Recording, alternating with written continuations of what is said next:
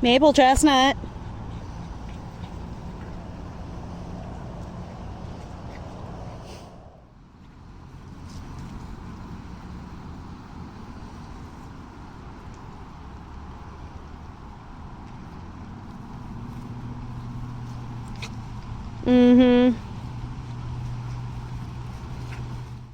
So, they have the tennis court. This section's the dog park. And they apparently have a pool too. Which I'm kind of surprised they still have water in it. Huh.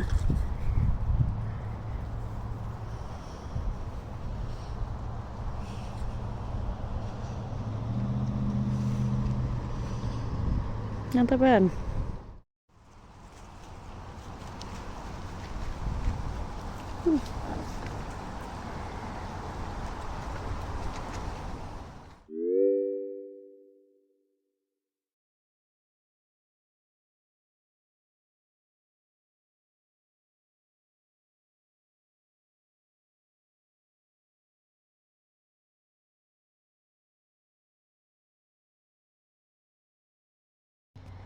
So that looks like the kind of historic part.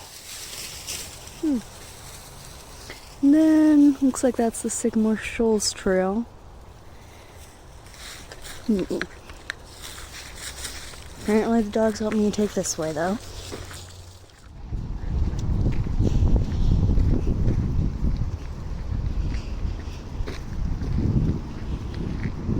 I'm gonna check that out.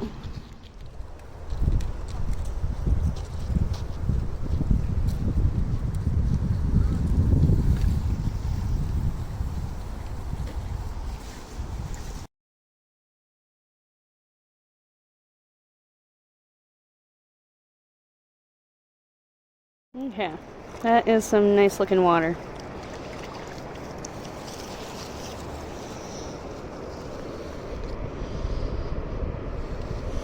I'd yak that. I'm definitely gonna check out what I'm assuming is camping around. Definitely gonna check that out.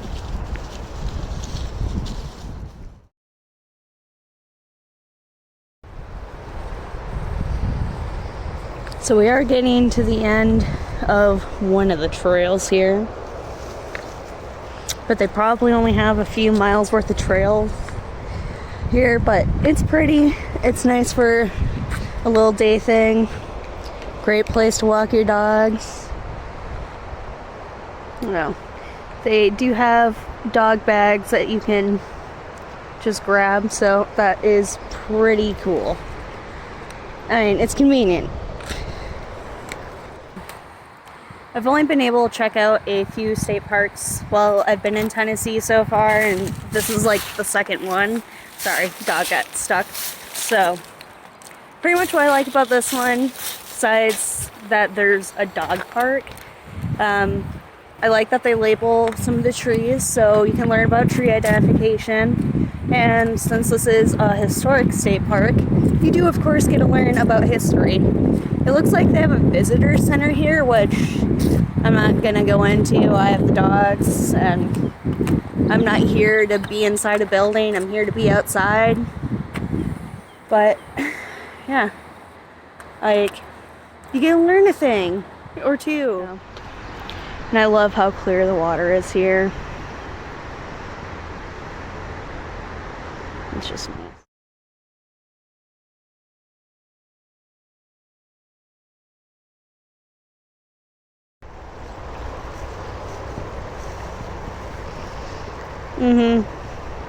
According to the dogs, this is also a really great place to pee. So, I'm still like learning about tree identification. I just got my degree in horticulture, so I'm still relatively new, but I'm pretty sure this one is an American hornbeam. But I just want to say, look at how smooth that bark is. Oh yeah. I like it.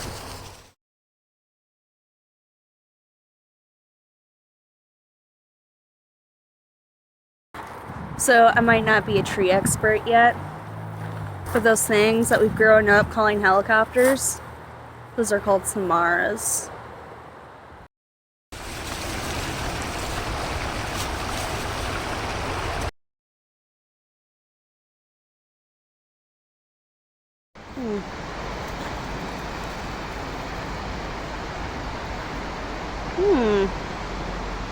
That looks fun.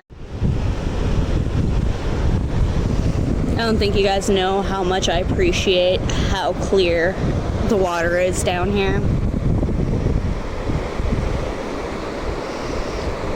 Yeah. You know, swimming in the rivers in Wisconsin, you kind of feel like you're swimming in Coca-Cola. It's brown water. Like, it's literally like you're swimming in shit water.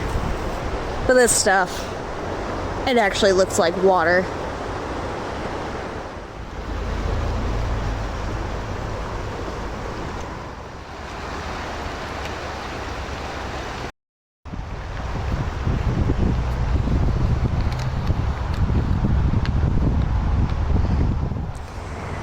So one thing I've noticed since moving down to Tennessee, now mind you, I've only been down here for like a week and a half, but this is like at least the second time that I've seen someone leave like a pamphlet like this around. Someone left a religious pamphlet in the bathroom of my work too.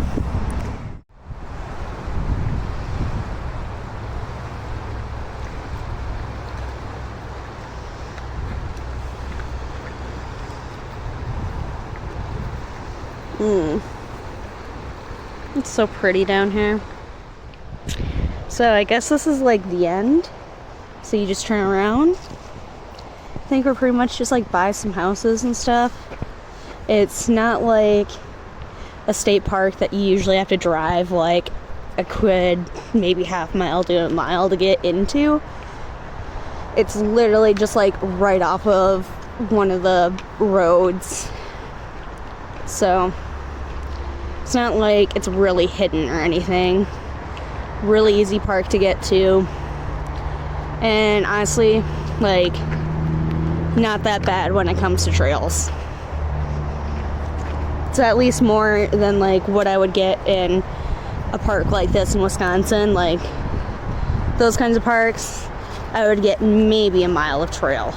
Maybe. And that's a hard maybe. So it's not like Wisconsin doesn't have state parks with like multiple miles of trails, but when they're like as small as this one, yeah, you wouldn't be getting much for trail to walk on. So I just came across a tree that like had people's initials carved into them. I know it seems cute, but please don't do that. Like, it's not good for the tree. Like, think of it like someone cutting into your skin. You're allowing an opening for like stuff that will get you sick to go into the tree, and you don't want to like really allow trees to be more susceptible to stuff that they could already be. Yeah, don't do that. It's not cool. So I have like experimented with some different plant identification apps. Apparently this stuff is called river cane. Oh, I like it. It's cool. I like the leaves.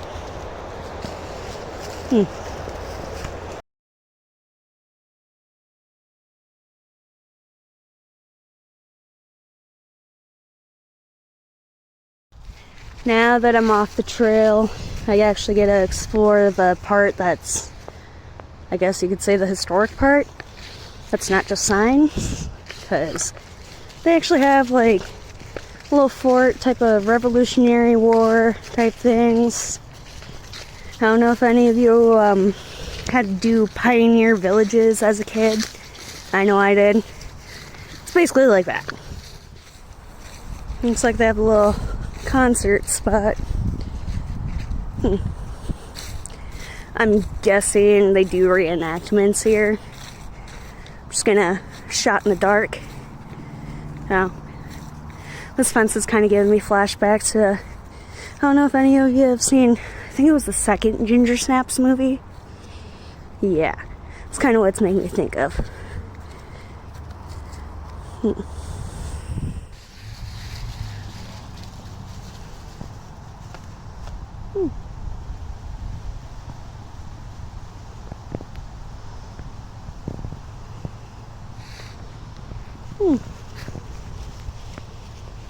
Not bad. Okay. Just kind of wanted to see what the inside looked like.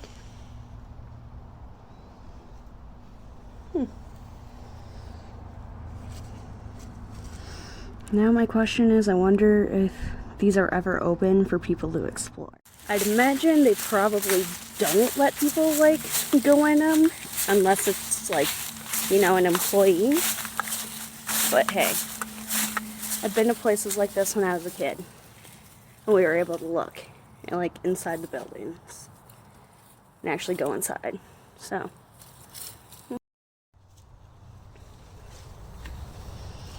Nice. I kind of feel like I'm supposed to be looking into a little jail cell. Oh hey! Looks like a little cob oven. Huh. I've helped with making these before. It's interesting. I totally want one.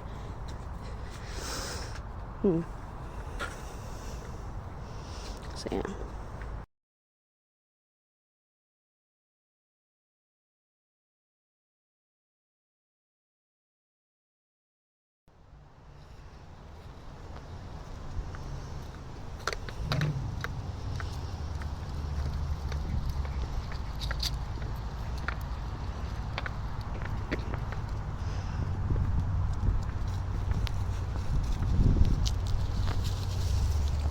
Yeah, it's not a huge state park, but I like it.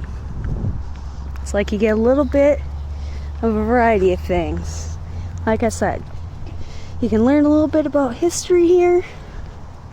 I mean, obviously a specific kind of history. And you get a little bit of tree identification. Yeah.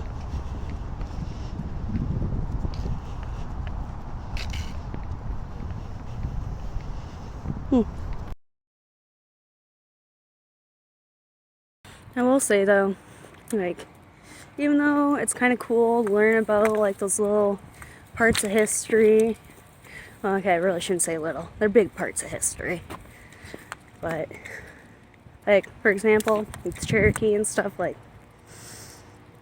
it's kind of weird going into these places and learning about the history and stuff when you know what sacrifices and atrocities kind of had to happen, and kind of how a lot of people got fucked over. I feel like that's the best way to put it. Like, when you learn about how something like a parcel of land or something was purchased, but really, you know, it's probably like not purchased in, I guess, good faith. Like, usually someone was tricked or like threatened. So I don't know, you get some mixed feelings going to historical sites when you're like kind of taught what you're taught in elementary school, and then you grow up and you learn the bloody details. Like, we are where we are in history, and well, that's because of what has already happened, but still, like, when you know what we know now,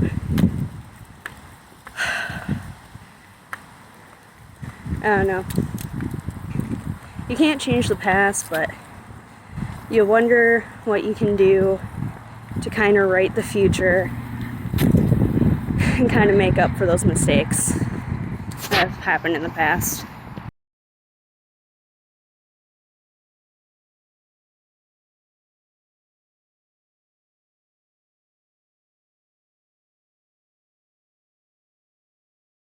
So I very obviously like don't write a script when I'm talking. I sometimes try to think of what I'm going to say beforehand, but yeah, it's kind of just on the fly. But oh, I guess like I said, it's a cool place to come to.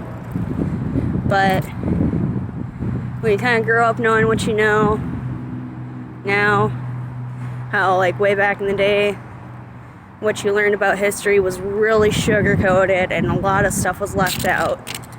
And like, I know nowadays we were really trying to like be a bit more aware and try and change different things, make things right.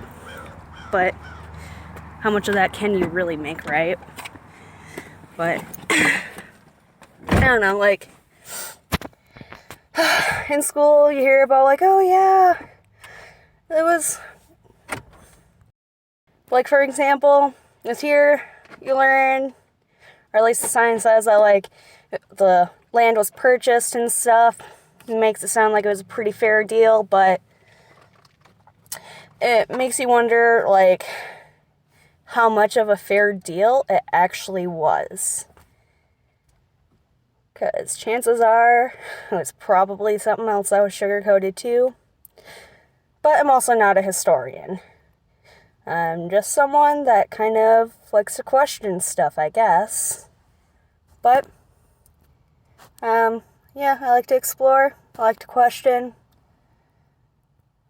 Oh, check it out. Let me know. I feel like this is a little piece of history here that I'm going to have to learn more about. Like, I know a bit about Wisconsin history, and now I guess I get to learn more about some Tennessee history. Like, yeah, it's going to be kind of fun. Oh, crap.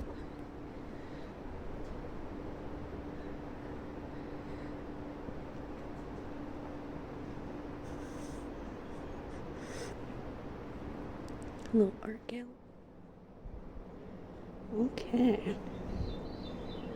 That's pretty interesting.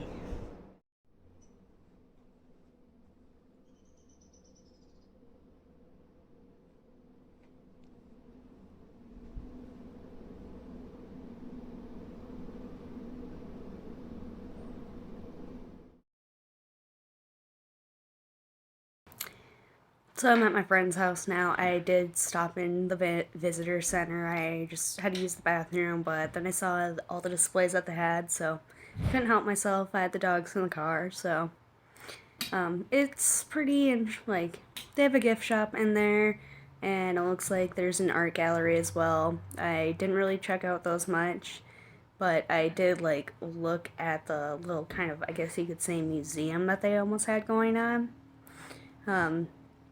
So you learn about like not only the first settlers that like came into eastern Tennessee, but pretty much kind of a little bit that multiple events that spiraled from there. It was nice in the sense that you got to learn a lot, but I do feel like it like was still kind of presented in ways that were a little bit too sugar coated and not exactly fair to like the Cherokee people. Like, I guess just some personal things that kind of bothered me was like seeing stuff about like just referring to the settlers as like settlers and stuff, but referring to the Cherokee people as aggressors. But so yeah, that didn't really hit right with me because I mean, obviously it was their land. It's like basically their home. And to me, it's kind of like if someone were to invade your house and you were to like protect it, and then you were to be labeled the aggressor, like, I don't know, it just didn't sit right with me. But hey, I guess not much that I can do to control that, but just be aware. I mean, it did give me some stuff to think about, and probably some YouTube videos that I'm going to have to look up because I do like watching videos on history. So it's a place I'm probably going to be going back to. It's nice to walk, and I didn't read all of the like historical stuff there because I was kind of pressed for time, but hey, I saved some stuff for me to read for later. So yeah, definitely give it a check out because it is very historically significant. So yeah.